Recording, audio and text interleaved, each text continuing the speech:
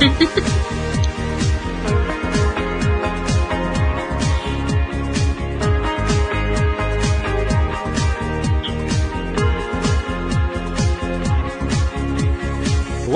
to LOA Today. Walt Thiessen, Carlos Bausquide, and Alyx King here on this Tuesday, December the 4th, 2018.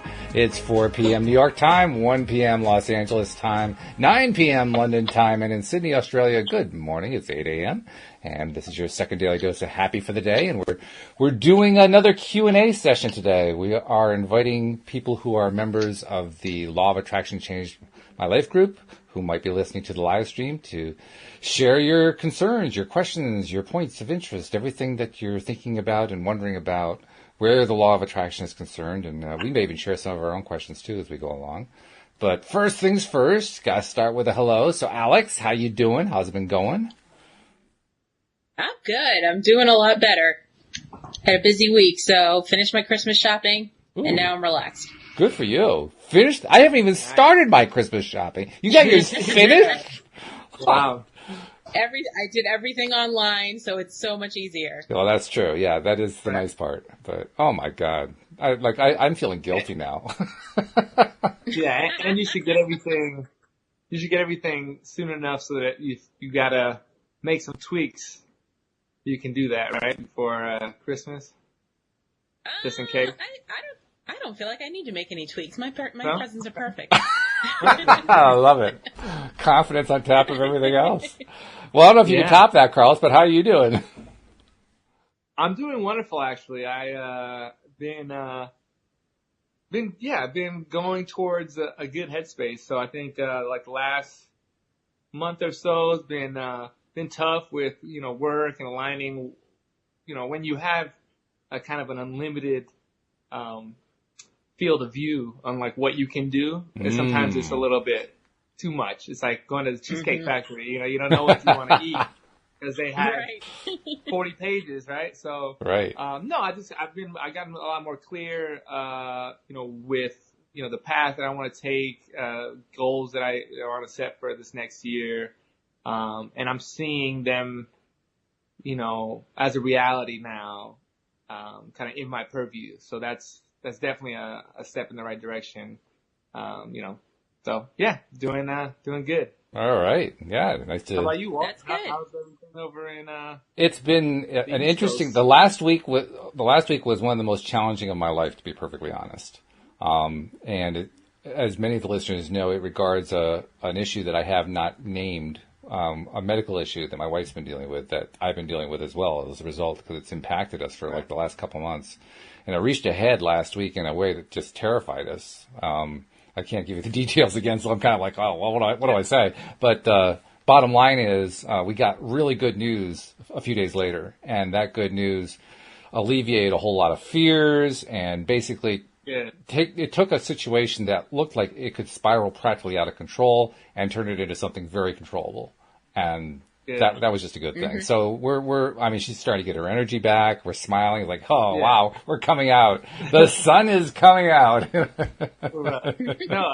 I'm glad to hear that. It's tough too sometimes when you're in it, you know what I mean? Like in that week or in the middle of it, to see that light, it's just like, absolutely, it can be daunting sometimes. So just glad that you were able to just really be strong there for you and your wife, and really kind of power you guys through that time. So thank you. That's awesome. Yeah, thank you. I mean, and it's like any other kind of contrast that we run into, any kind of, we're faced with a negative situation we didn't expect. We felt like we didn't really ask for it, but there it is.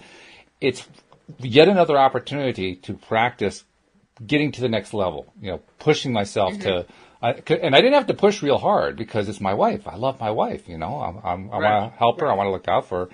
And with the first diagnosis we got, which turned out fortunately to be an incorrect diagnosis, I was just in instant survival mode. I was just going to do everything possible to help my wife to come out of this with flying colors against all the odds. And the odds were definitely going to be against us if that was correct.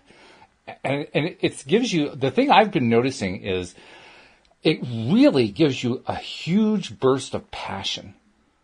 I mean, there have been things I've been trying to attract in my life, and I've actually been going for the passion, trying to, build up the feeling and so forth. Didn't have to build this one up at all. This was like, boom, in my face. I'm ready to go. I am determined. And it was like, if the passion started here, it was up here. You know, on a scale of 1 to 10, it reached 25. That's how big it got.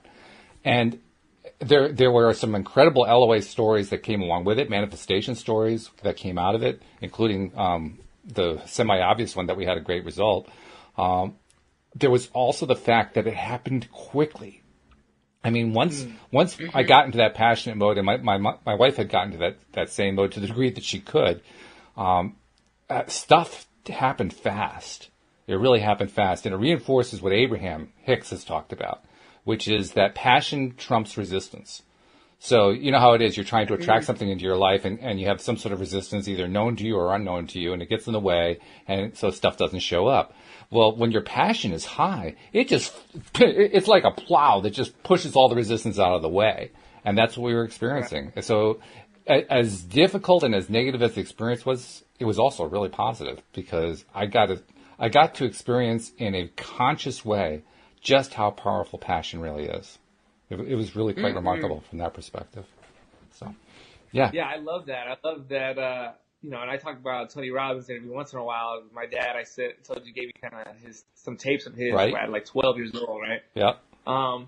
But among other things he talks about, something that I always loved that he always signed off with, or he always left with, was live with passion. And that would be his, and it kind of, you know, just those little words, you know, resonate so well, because you're right. It's sometimes it's even better to start with the passion. Yes. Yes. And then manifest from there.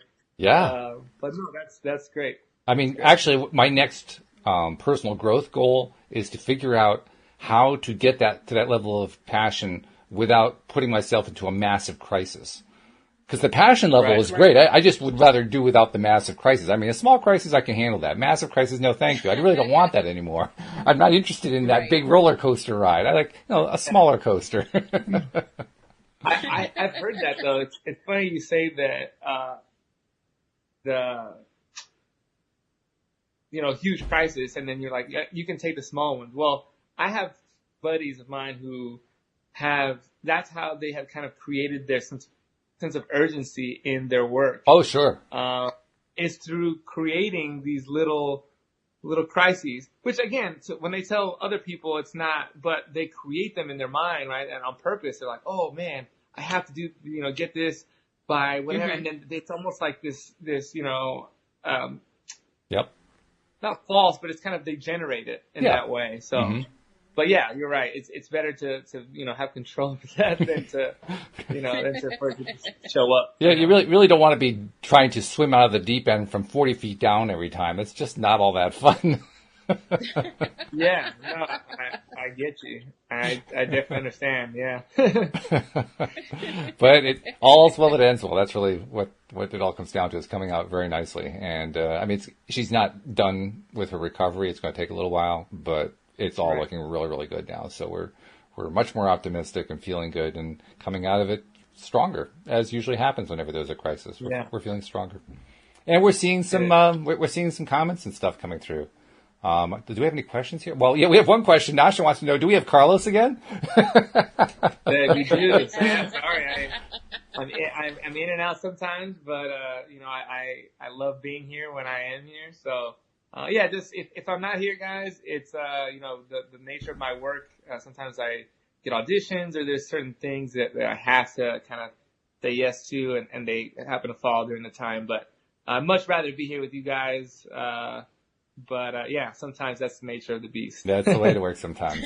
But we know that you're going off to do good things, and that's really the important thing. So even though you're not here sometimes, we know you're doing good things. That's and we totally understand. Absolutely. And Nasha says she actually has some questions. So Nasha, why don't you go ahead and type up some questions? We'll be glad to address them.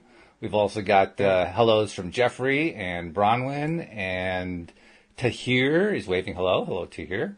And I think I saw another name here, but I don't remember who I saw. Well, of course, I'm not seeing all the comments now. I haven't figured out how to make the comments always show up, but that's all right. So, well, Nasha's starting to put her stuff together. So while she's doing that, I'm going to pose a hypothetical to you guys. Okay? Because like I said, I've been trying to figure out how to get passion get to the high levels of passion quickly. So, well, I'll just start with a basic. Like, if you were talking about your buddies who kind of build themselves up. I mean, do you have a method that you use to get yourself into a more passionate place? Because you obviously appreciate how important the passion is. Yeah. It's kind of, yeah, it's hard to think about right now a little bit, just because I'm still, I'm almost not in the same boat as you as far as situation, but like in that feeling where you're like, man, there's no light, and then finally kind of climbing out of it and now seeing what the future can be. I'm in this very similar thing, and so well, passion is it doesn't even you don't even have to have a crisis in order to feel passion. I mean, lovers feel passion. There's not a crisis going on there. They're just falling in love. That's not a crisis. That's like a good thing, right? Yeah, I don't know. That's a great question. Let me. Okay, we'll let you marinate on that one. Marinate on it for a second. And, okay. I don't want to just answer. Let me think about it. Whenever I see Alyx just kind of sitting there, it usually means she's got an answer, so I'll go to her. Do you have an answer on that one? I like to picture myself in the situation, already. And that's when I get excited about it. So that's where my passion comes from. Just from picturing it, just from imaging it in your mind. Yeah. Did you turn it into a video, or is it a still picture? I'll say it out loud. I'm like, oh, okay, so for instance, this weekend I'm taking my pets to go to see Santa. So I'm like, okay, I gotta get their outfits ready. Okay, do I want to? Who's gonna be reindeer? Who's gonna be Mrs. Claus? Okay, so I gotta prep myself to get ready for the situation. So pumping myself up and getting passionate about the situation.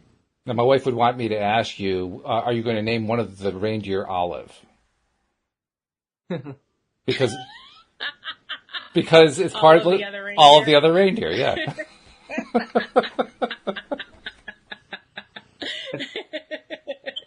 It's funny how that joke went right over my head.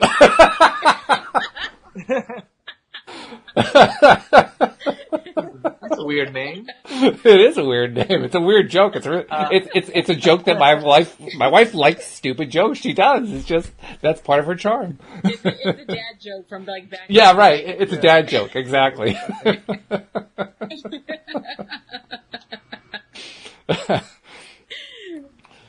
So I guess we could rule out Olive as being one of the names of the reindeer. Okay, well we figured that one out. That's good. Rusty and Chloe. Oh, okay. They don't even get reindeer names. They should be like Blitzen, No, they get their own names. Oh, okay. That was enough. Oh, okay. But it'd be great. You could take them up to the Santa chair and say, "On Donner, on Blitzen."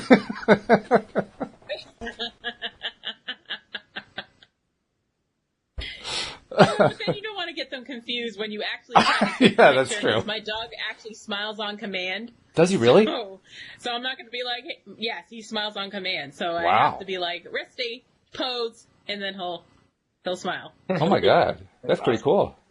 All right. Yeah, I've heard of training dogs to do a lot of things. I hadn't heard that one before. That's different. I didn't train him. He just does it. He's an Instagram person. Yeah.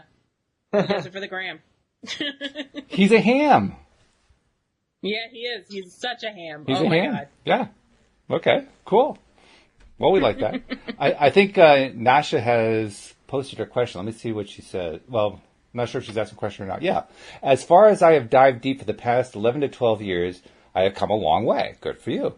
But what I wanted to know is that some people who teach about Neville Goddard, they give the example of how he attracted his second wife. If you guys remember John Ashraf, Astaroth, right, also manifested a house.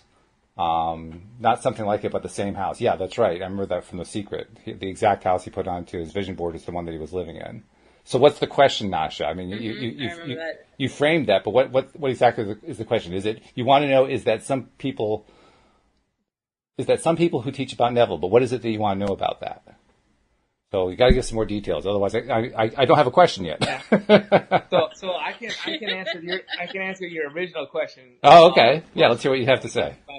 Okay. Yeah, I thought about it, and I think I talked about this maybe on Friday. I get confused. They all kind of seem to mash together, but Try doing 11 a week. Let me tell you. Yeah. Yeah. No, but music is huge. Music is a big part of my life. Again, like my moods, will have different kinds of music that I like. And when I want to get into those moods, I just do the reverse, right?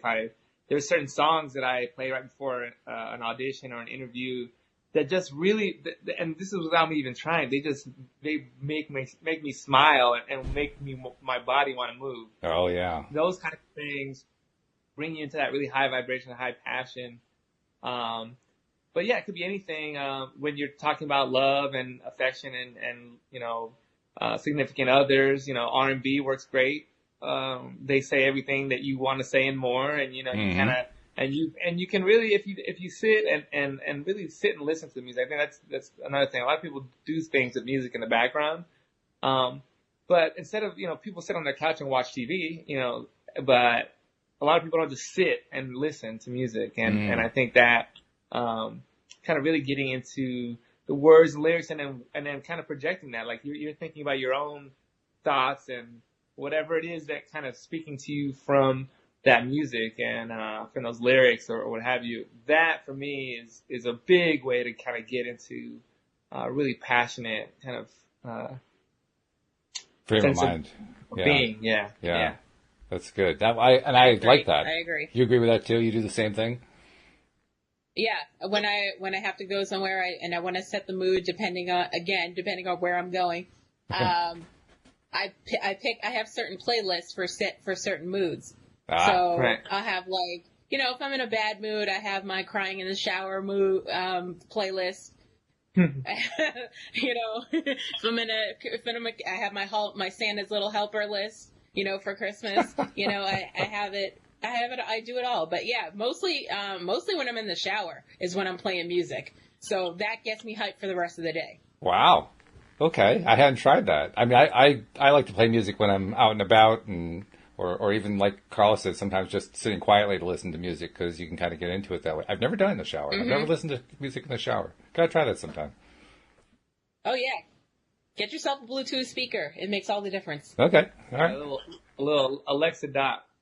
And you can yell at it when you want to change it.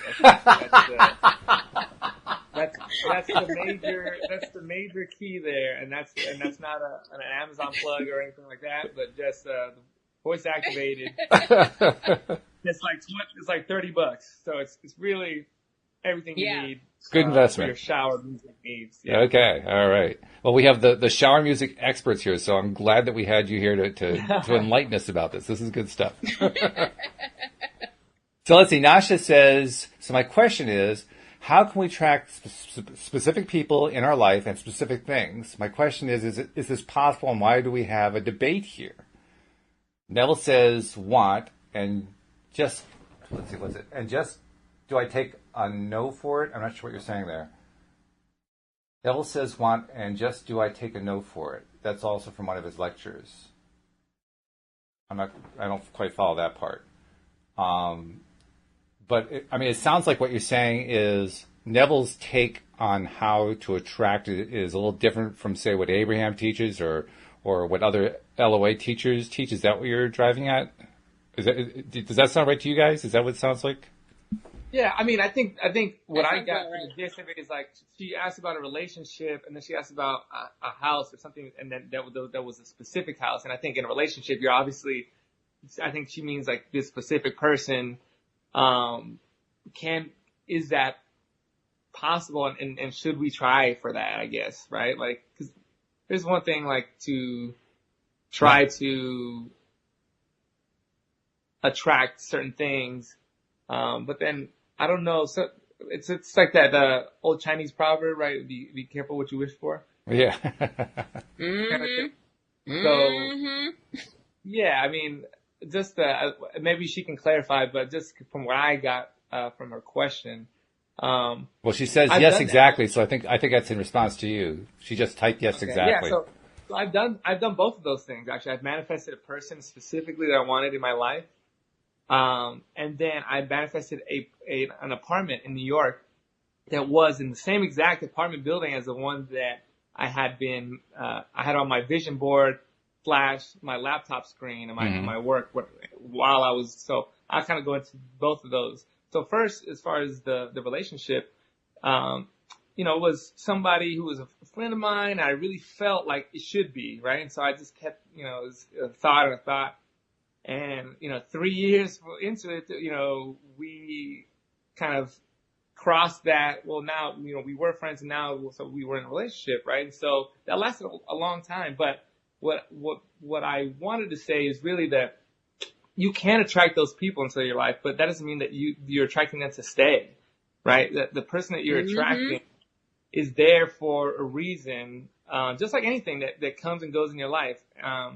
So you can attract them, and you may attract them specifically if that's for your best good, right? If that's, our friend Linda talks about, if that's what kind of the universe is shaping for you, and it goes towards, what you're kind of manifesting, because we're manifesting not only one thing, we're trying to manifest, a life in general. So that's a lot of different pieces. And, sometimes, piece A, we want piece A, we want piece C, but those things aren't congruent. Like those two things might be fighting against each other, right? And so, with that being said, if you do, and now if you are successful at attracting this person into your life, don't get like wrapped up in that, just be in the moment, take it for what it is. But if they end up also leaving, that's also part of the universe. The universe is also telling you something or taking something away. And sometimes, in my case, it was taken away, and it kind of opened up some more possibilities for me in my career. So like, especially when you have a significant other, if you're a good significant other, you're constantly being considerate of the other person, right? And so with decisions, it's not just your, decision that you're making. You have to think of the other person. So in doing that, it's like now I had kind of limited my prospects. So it's like, I'm not going to move here because this is not going to work. But now having rid of that, allowed me to grow into what the universe was kind of, or what I had been manifesting, kind of aside from, that relationship. It's something that was bigger for me, we talk about best good or your most good. So it's like, yeah, you can attract a couple things, but I think ultimately the things that aren't for you are going to fall to the wayside, and the things that are going to, stay there. So. Now she has a follow-up question, and I think we're starting to drill down a little bit. She says, but can't our thoughts change the specific person? If it's our thoughts that have the power, why can't we make that specific person the person of your dreams? And that's a question we see a lot, but go ahead. Right. So the thing is, because there's two people in this equation, right? Right. So you're manifesting them, but are they manifesting you? And are you for their best good? And, their trajectory, again, we have to, this is something that we kind of have to keep in mind as far as, consideration or our role in the universe. And I think that a lot of times, we forget, we're kind of, and especially when we're trying to manifest, it's like the world is our oyster, right? But it's not just ours. There's other people working in motion with that stuff. So, like I said, they will come to your life, for what it is, for the reason that they need to be there, right? And sometimes it is marriage. Walt, found his wife doing what he loved and dancing, and, that has held true. And for others, like myself, I don't have any ill will or anything like that,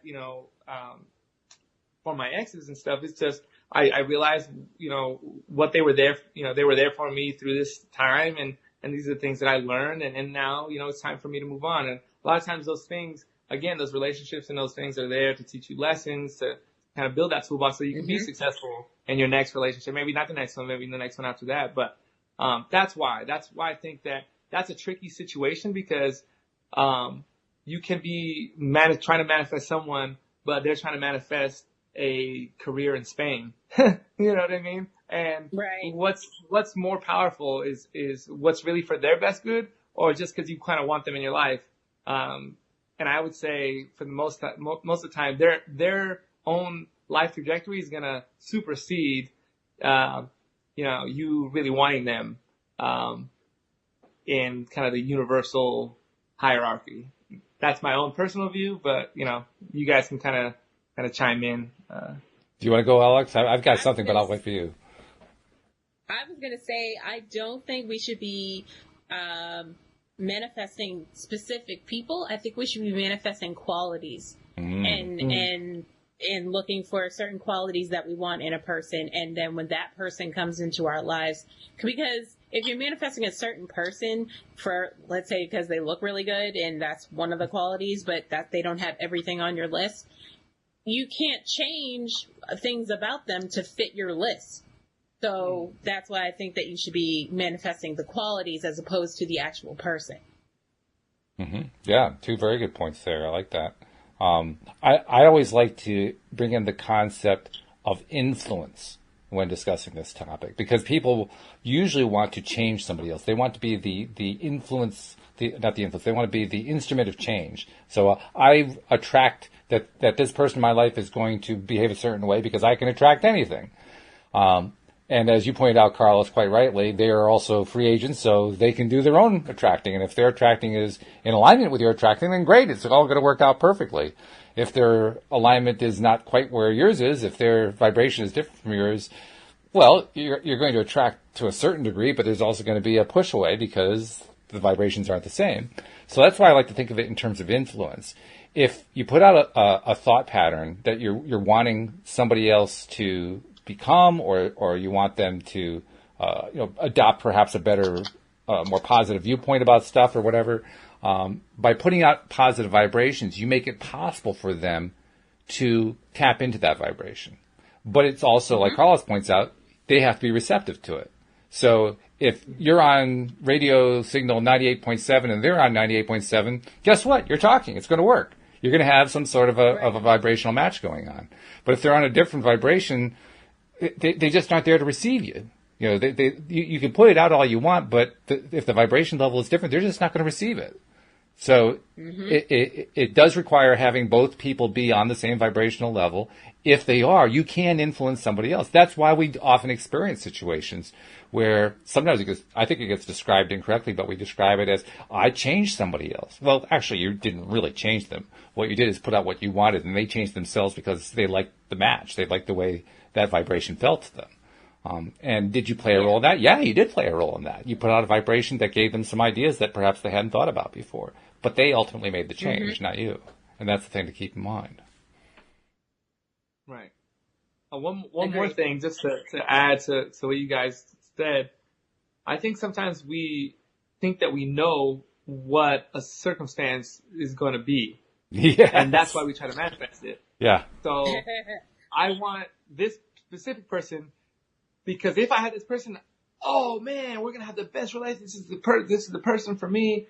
But then there's a lot of things in that person's mind or whatever they are going through. There's a lot of different things that when you actually get in a relationship, you're like, oh wow. Then you start figuring out, and there's a lot of, figuring out if this is actually for you or not.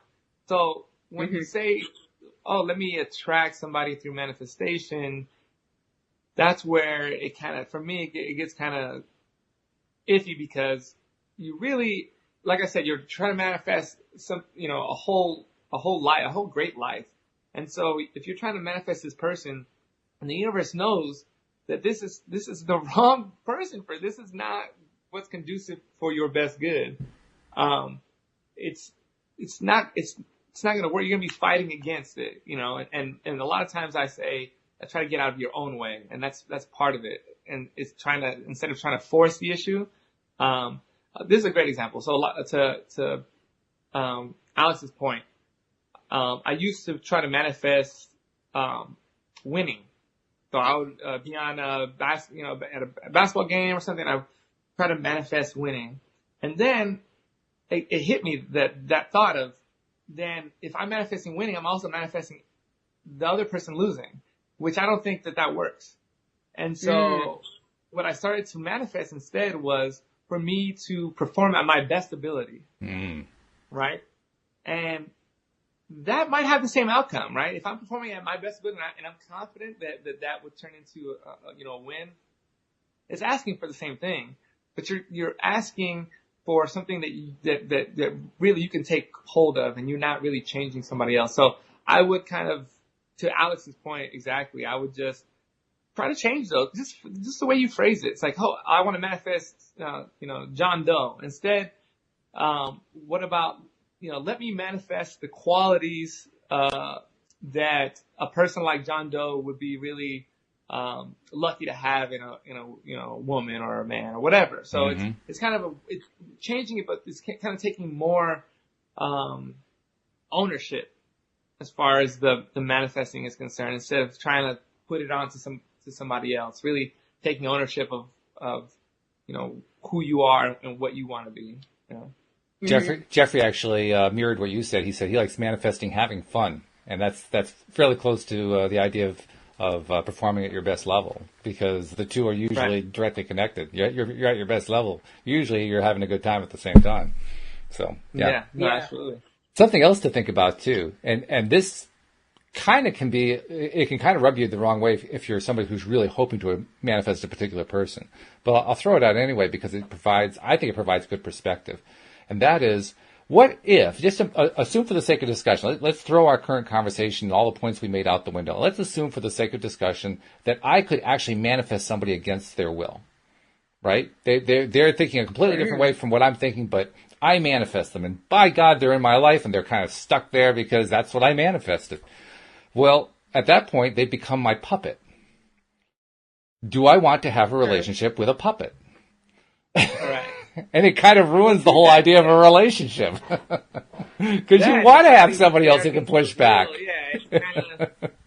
Well, I don't know. I don't know if, and I'm sure that some of our listeners have been through this. I've been through. It's like, being in a relationship that's not working, but you're kind of in it anyways. And that however long that lasts for, and it's like, that's basically what you'd be manifesting into your life, right? It's just like it's a shell of a relationship. Exactly. Where it's really like, that's not what I think we get caught up too is in that person. It's like we find somebody that we feel like checks all these boxes, or we have a really good connection with, and because we've never had it before, we're like, well, this is the last time it's ever going to happen. And so, like, I think that a lot of times people manifest or try to manifest relationships or manifest changing others out of kind of this fear, and again, when you're working out of fear, you're also not going to be effective at manifesting. So it's like, oh man, I need to have this person, especially after a breakup. Oh, I'm going to manifest them back into my life.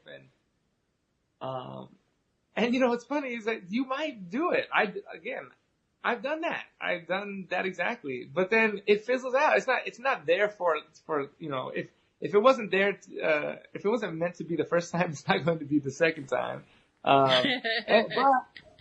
But you might be able to kind of put that together. But again, it's going to be very, it's going to come for a few months and then fizzle out. It's just, there's not strength there. And it's really, if you're looking for a relationship, I would hope that, you'd want something that's really healthy and that uplifts you and that supports you and those kind of things.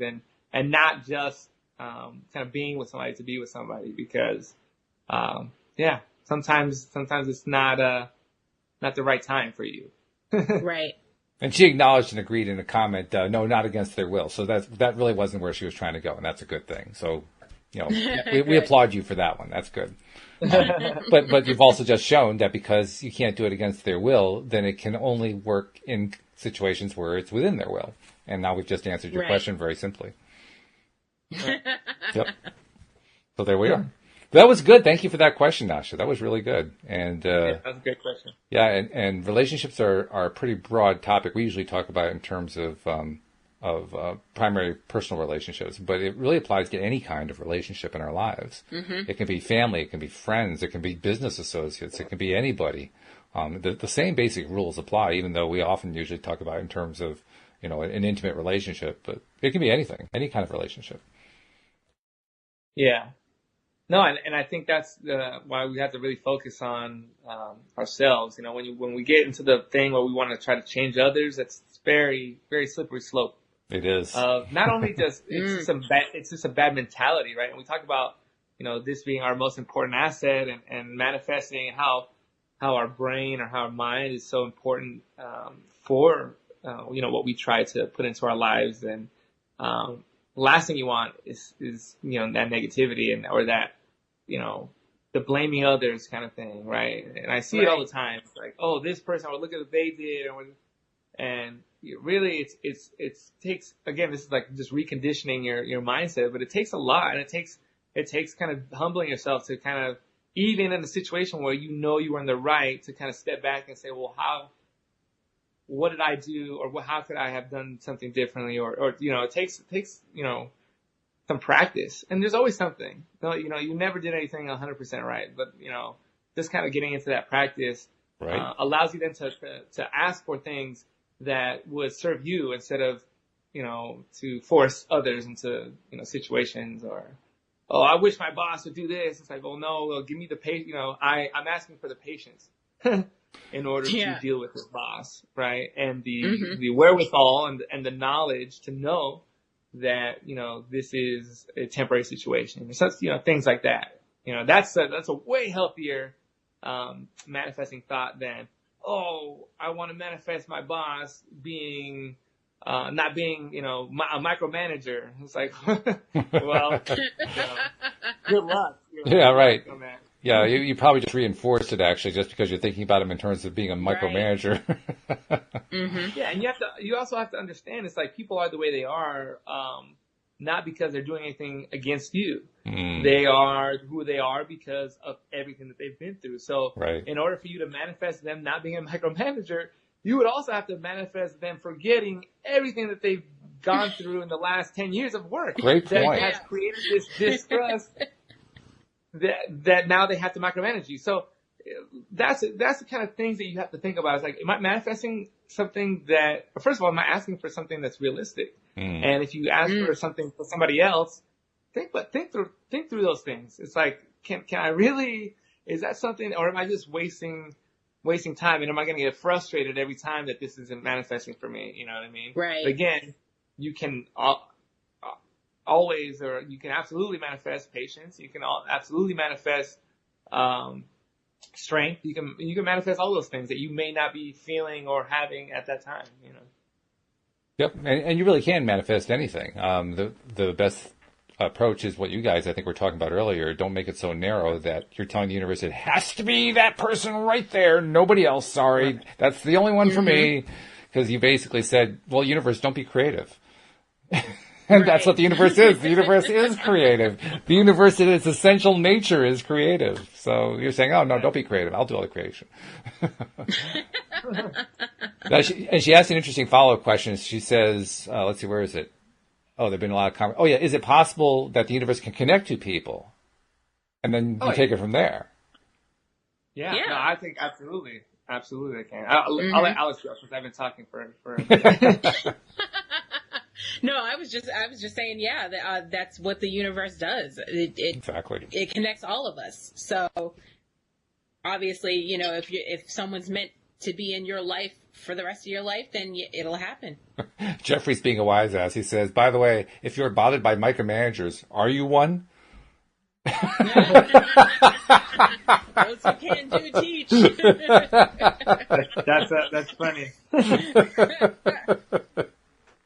Very good question, Jeffrey. I love it. Okay, let's see. This is really cool because not only are we talking about and answering the question, but the people are interacting in comments and answering the question and asking questions of each other. I love this kind of communication. This is the best. Yeah, is that the universe connecting people? Well, for all of it. I mean, it is. It is, exactly. Yeah. Well, we're not omnipotent either, No. We know what we've been through, and that's what we were able to share. But of course, the more people that are able to share and comment, and you all have valid experiences and valid stories and things that and lessons that are worth sharing. So definitely, if you feel the need, or you feel the kind of that passion come through you, and you want to help others, throw it in the comments, right? That's for everybody. Absolutely. Yeah. That's win. That's everybody winning. Yeah. No, but I think that people, to respond to that last question, the universe absolutely brings people into your life.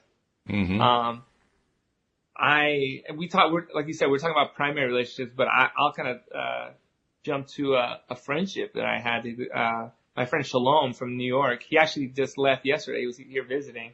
But I met him first day I moved to New York. I didn't know not a soul in one of the busiest cities in the whole world. And you know, New York can be a very lonely place. And so it's like the first day though, I went and I was getting a drink and watching a basketball game, and you know, alone again. And he comes out of nowhere. He's just watching the game. We start chatting.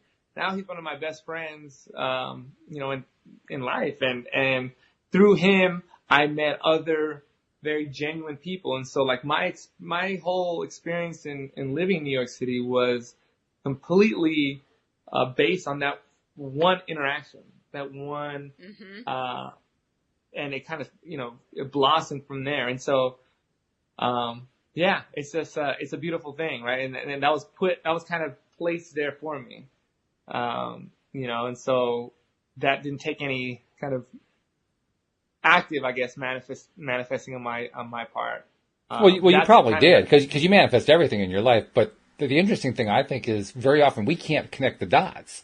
I mean, there are those rare occasions where we can actually connect the dots from where we've originally thought about something to the point where it showed up. But most of the time, it's like, okay, so what was I thinking about, and what was I doing when I was thinking about it? Because I don't remember. That's the way most of life goes. Well, I think a lot of times too is that we manifest things, or like you said, we manifest things without knowing, unconsciously. Yeah. But what does happen, and I talk about this a lot, is that we get in our own way because of what we really think we want. Oh, I really want this. Well, the universe is trying to give you all these other opportunities, and you kind of you feel like you're running into a brick wall over and over again. Sometimes it's good to step back and ask, like, am I trying to force this? Like, or am I going with the flow? You know what I mean? And sometimes it's because you really want it, right? And you're trying to manifest it. That's fine. But at the same time, like, we also have to kind of keep in mind divine timing and all those other things, and not get, frustrated, when kind of those things don't happen, or there's a roundabout way of getting to them, I should say. Yeah. Lucy made an interesting comment. She said, and I think she was actually replying to something that was going on in the internal conversation in the comments, but she says, we are all creating positive ripple effects among high vibe people. That's an interesting concept, because if you have a whole bunch of people who are in a high vibration, the ripple effects just go on endlessly. I mean, they go in lower vibrations too, but especially in the high vibration, it just goes on and on and on. Mm-hmm. Pretty cool stuff. Well, thank you, Nasha. That was one question. That took most of the show. That was great. That was fabulous. We still do have time left, so anyone who wants to bring up a question, we'd love to do it and talk about it and so forth. And rest assured, you will get more answers than you can shake a stick at, because not only we try to answer them, but a bunch of other people in the comment section will answer them. You're going to have more answers than you know what to do with, and it's going to be great. So don't hesitate. Please put your question in there. Let's address it. I'm seeing a lot more of the exchanges, so I'll go back to you guys. Well, let me throw it into your lap, Alyx. Do you have anything that you've been wondering about lately? Something that you've been working on that maybe we can address? Something that's been haunting you? Something that you just kind of toss around your mind? You're not quite coming to a resolution on? I was recently watching something on Facebook about forgiveness, and I think I want to touch up on that next week when we do that. Okay. But yeah, that's it. It's forgiveness and how it's within yourself, and how it's peace of mind for yourself to forgive people, as opposed to, just forgetting what the person did or how they hurt you, or, how the situation came about. But, things of that nature. That's been on my mind lately. That's one of the fascinating concepts. And it's one, I have to admit, I only learned it in the last year or two, really. The idea that you don't forgive for the other person, you forgive for yourself. Yes. And it is a very powerful way to understand it. It's much more powerful, I think, than the other kind. The other kind, it's almost like you're trying to extract something. But when you think about forgiveness in terms of it helps you when you forgive, it takes on an entirely new meaning. Because, well, first of all, that means the person you're forgiving doesn't even have to be there, which is kind of cool. Right. You know, it's not like you're dependent on that person being on the other side of the room or, you know, the chat box or whatever it is. You can just forgive them and they don't even know that you forgave them. You know? And it's okay. It works great. Because what you're really doing is ultimately you're letting go of resistance. That's what the real value of forgiveness is, letting go of resistance. And when we let go of resistance. Also the difference between forgiveness and closure. That's what's been heavily weighing on my mind. Do you want to touch on that one a little bit? What do you think about? I just don't know with a specific person in my family that I've definitely forgiven them, but I know I'll never get closure, but I'm cool with that because like I separate myself from the situation for my mental stability. Like it's just not conducive to my mental state for him to be in my life. So yeah, so I'm trying to learn the difference and trying to balance it out. But yeah, do you also see similarities between closure and forgiveness? I do see similarities. Yes, definitely. Like what? Yeah. Feeling like you need to have an end-all conversation with the person and let them know, okay, I forgive you, but blah, blah, blah, blah, blah, you know? Mm-hmm. And that's similar because what? I'm not quite sure I see the similarity. I'm saying for closure, the closure is the conversation. And you feel like you need to have forgiveness. Oh, so it's connected. It's connected. That's what you mean. It's connected. Yeah. I gotcha. Okay. Yeah. Well, I think there's also similarity too. The similarity is they are both trying to address forms of resistance, which is ultimately what we're trying to find ways to release. We want to release resistance. So forgiveness is a way of releasing a resistance about somebody else offended you in some way, and closure is a way of trying to achieve a release of resistance so that the old stuff doesn't hang over you anymore. So to me, that's where the similarity is it's in trying to release stuff. It's trying to release resistance. But I think you can have closure within yourself and in having that, you forgive the other person. I think it's the only place you can have closure. I don't think you can have closure outside of yourself. I don't think it's possible. Yeah, right. Yeah. It's funny you bring that up too, like the whole forgiveness and like, because my dad used to say something to me, which is like, it was for something trivial. It was like, oh man, this guy owes me, $20 and I've been asking for him and it's like, man, and now I'm at this place where I'm pissed off about it or whatever. And what he said was, he said, how much does he owe you? Oh, and I said, oh, $20. And he said, oh, well then you got off cheap. I like it. Right? It's like you don't have to get that money from that person. First of all, they've already shown you who they are, right? And it's like, now you saw that for $20, right? Or whatever the situation is. Oh, this person, a relationship. Well, this person cheated on me 3 months into the relationship. You got out cheap. You could have been 3 years with the relationship and found out this characteristic about this person. So it's almost like, good point. It's that forgiveness, right? It's like, that's why it's almost like for me, I don't hold any grudges, or I hardly ever, like very, very seldom. And it's a lot to do with, you're right. My own energy. It's like, hey, am I pissed at that person? Yeah. But it's like, now I don't have to talk to them anymore. It's like, I can forgive them. It's like, you know what? That's fine. But that doesn't mean that our relationship has to be the same, or that now everything's all good or anything like that. It's almost like, hey, I'm forgiving them, and now I kind of have that information about that person, and now I get to make a choice, whether I want that relationship or not.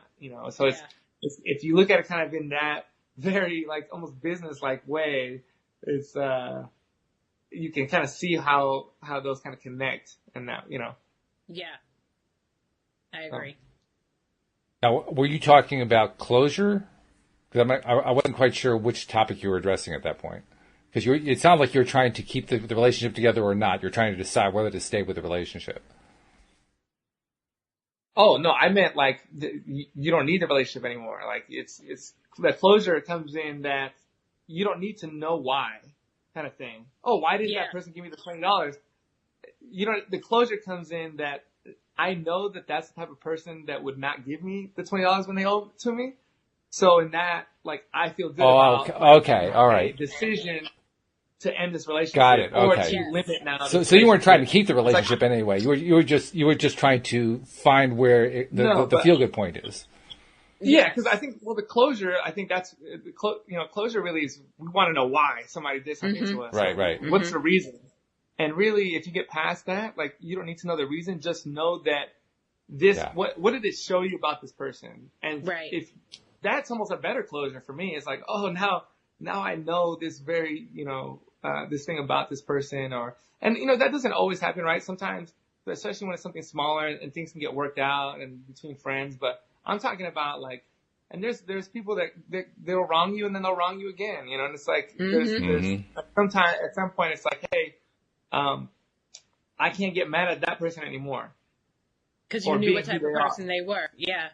Right? How many times am I going to get upset for somebody being late? You know what I mean? Like now I should be upset at myself because, I chose to, first of all, think that they were going to change or I should be upset at myself for, not, continuing this on when I know it only frustrates me. So it's like at that point, you know who you're dealing with and it's up to you to make the decision. That gives you a lot of power too.